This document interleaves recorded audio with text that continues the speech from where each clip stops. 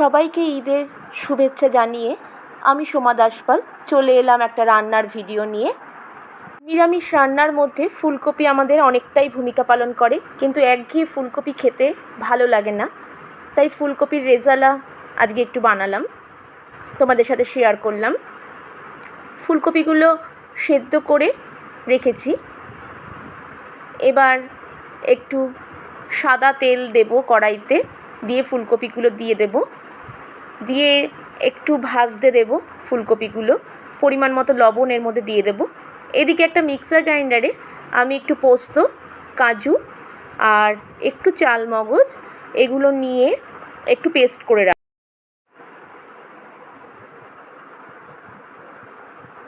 ফুলকপিগুলো ভাজা হয়ে গেল। এবার অন্য একটা মিক্সার গ্রাইন্ডারে একটু আদা, কাঁচা লঙ্কা পেস্ট করে নেব। এবার দেখো, একটু দারচিনি, জয়িত্রী, জায়ফল আর একটু বড় এলাচ আমি একটু থেতো করে এবার কড়াইয়ের মধ্যে সাদা তেল দেব। একটু থেতো করে নিলাম। এবার দেখো, কড়াইয়ের মধ্যে সাদা তেল দেব, দিয়ে ওর মধ্যে একটু তেজপাতা আর এই ড্রাই মশলাগুলো যেগুলো আমি থেতো করলাম সেগুলো এর মধ্যে ফোড়নে দিলাম। আর ফোড়নে দেব একটু সাদা জিরে। মশলাগুলো একটু ড্রাই হবে, একটু ভাজা ভাজা হওয়ার পরে আমি আদা কাঁচা লঙ্কার পেস্টটাকে দিয়ে দিলাম।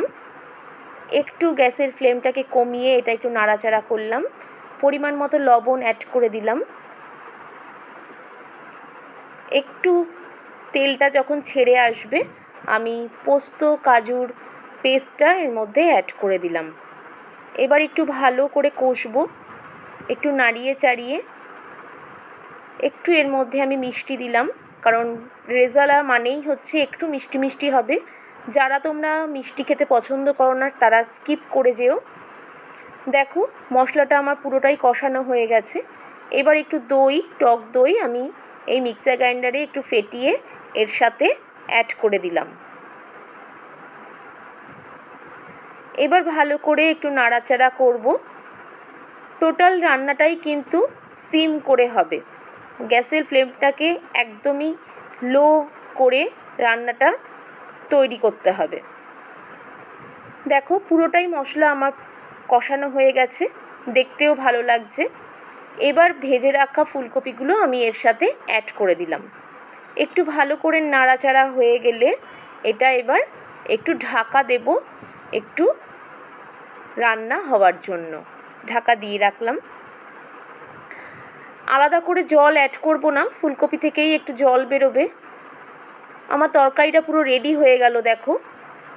এবার এর মধ্যে একটু সানরাইজ গরম মশলা আর একটু ঘি ছড়িয়ে আমি রান্নাটা ঢাকা দিয়ে রেখে দেব। কমপ্লিট হয়ে গেল আমার ফুলকপির রেজালা। এবার দেখো, গার্নিশের জন্য আমি একটু কসুরি মেথি একটু দিয়ে দিলাম ছড়িয়ে। একটু দিয়ে দেব ধনে পাতা, আর একটু গার্নিশের জন্য দেব কাঁচা লঙ্কা।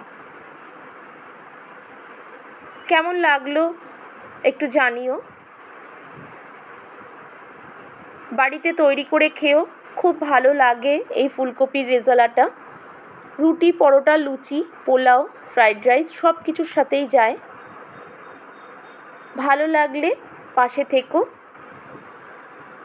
লাইক, শেয়ার, কমেন্ট করো, অন্যজনকেও দেখার সুবিধা করে দিও। নেক্সট টাইম আবার আসবো অন্য কোনো ভিডিও নিয়ে। সবাই খুব ভালো থেকো, ভালো করে সবাই কাজ করো। টাটা।